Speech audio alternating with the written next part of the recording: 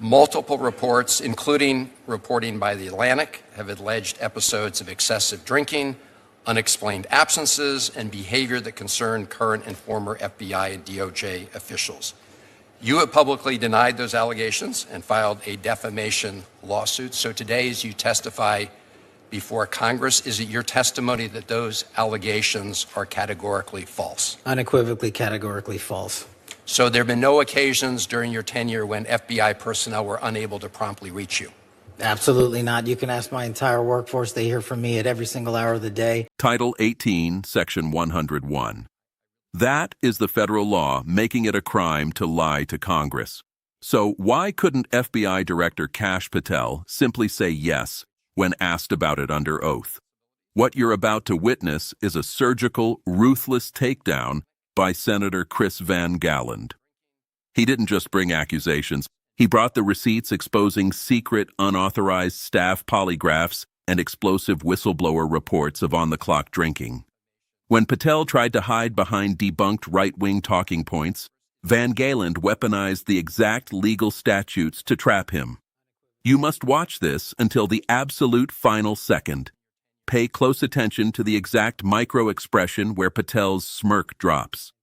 And he realizes he is backed into an inescapable corner. This is what real accountability looks like.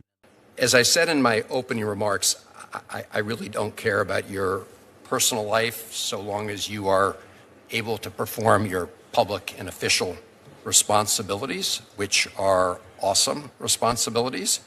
Multiple reports, including reporting by The Atlantic, have alleged episodes of excessive drinking, unexplained absences, and behavior that concern current and former FBI and DOJ officials.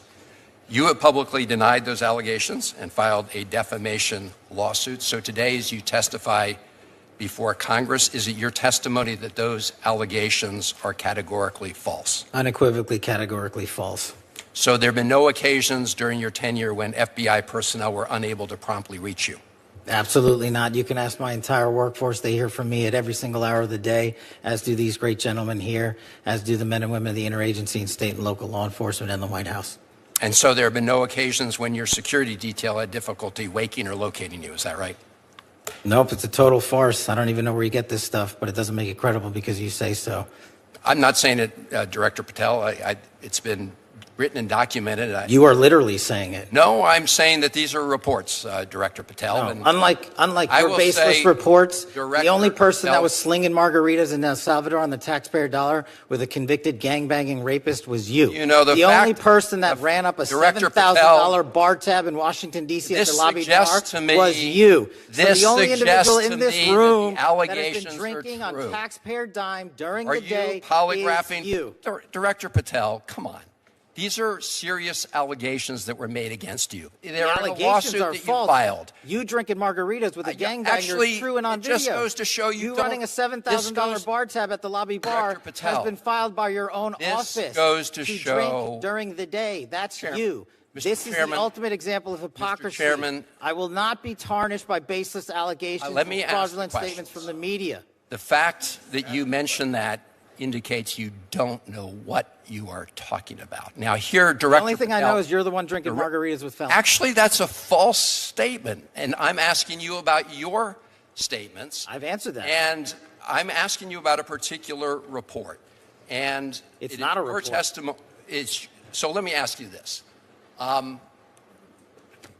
you willing to take the test, it's called the audit test, that members of our active duty military and others take to determine whether they have a drinking problem? I'll take any test you're willing to take. I will take it, Director Patel. I'll take it. You ready to take it? Let's go. Yes or no? Let's go. Side by side. I'll take it. All right. I think that the fact that you're so... Have you ordered polygraph tests of members of your team to determine how that story came about? The FBI conducts polygraph tests all the time. No, have you ordered polygraph tests for members of your team to determine who was the source of the stories that I'm asking you about? I don't order any polygraph tests. There's an internal inspection review process for any and all leaks, especially of baseless information at the FBI, that's been in place for the last 30 years. Those processes are followed by career intelligence and agents on the ground. So I'll take that as a yes, since you said that these were unauthorized disclosures. I have another round of questioning regarding your firing people who were important to gathering intelligence with respect to Iran, but I'll wait for my second round. I want to start with the question that Senator Coons asked you that relates to this article where the headline is Kash Patel's latest firings ousted agents with expertise in Iran. The article says that these individuals were fired for their role in the classified documents investigations of Donald Trump. First of all, is that true? The article, just like all the other articles you cited, is false, and there's ongoing litigation, so I can't address it. Okay. You did answer Senator Coons, and I understood your answer to be that the people that were fired, that none of them were part of the group that had Iran expertise. Is that your answer? No, he asked if they were Iran experts. I said they were not. Were the group fired? Did it include people who were Iran experts? No. Did it include people who were involved in counter-espionage activities with respect to Iran? I don't have the list in front of me. So you don't know whether or not you fired people with counter-espionage experience with respect to Iran. You don't know the answer to that question. I terminated anyone and everyone that weaponized law enforcement. I see. So it was related, obviously, to the classified documents case. So that's not what I said. Well, Director Patel, I understood you to say in response to Senator Murray that you've not redirected FBI resources toward the immigration enforcement effort. That's not what I said. Okay.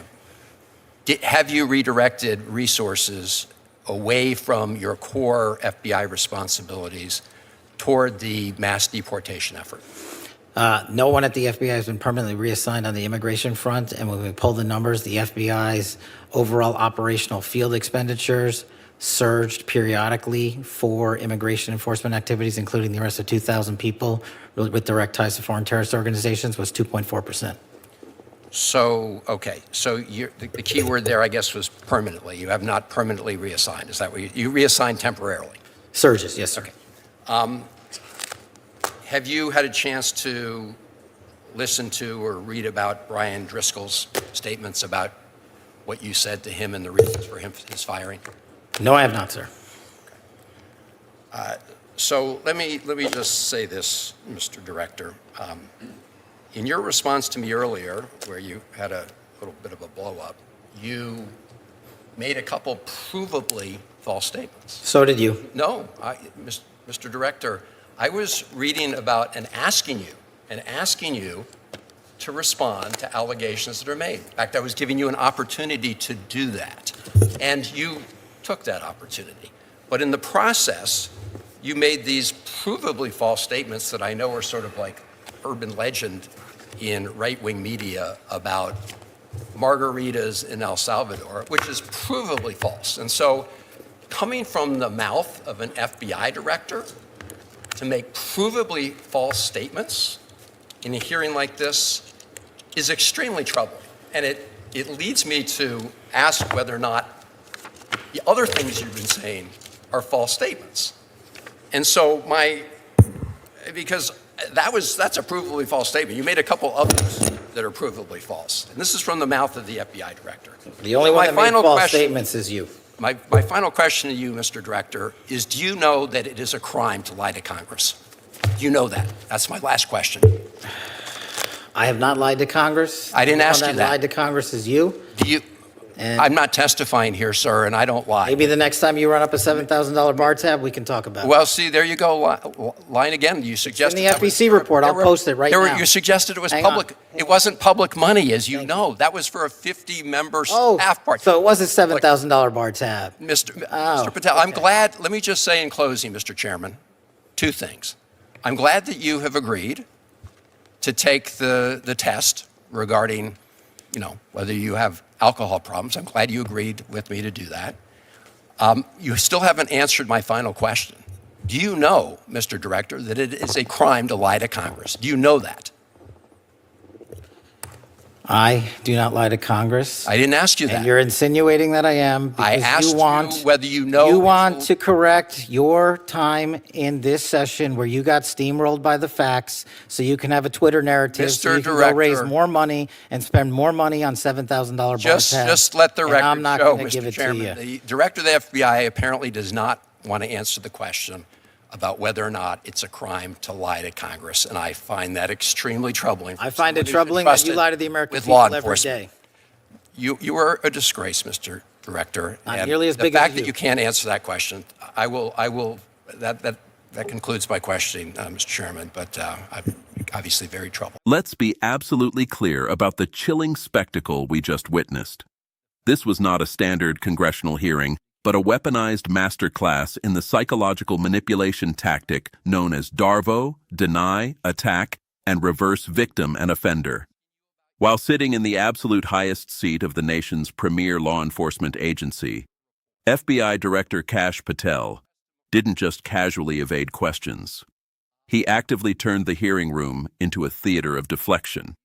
And you need to pay close attention to this breakdown until the very last second to fully grasp the terrifying national security implications hiding behind his political theater.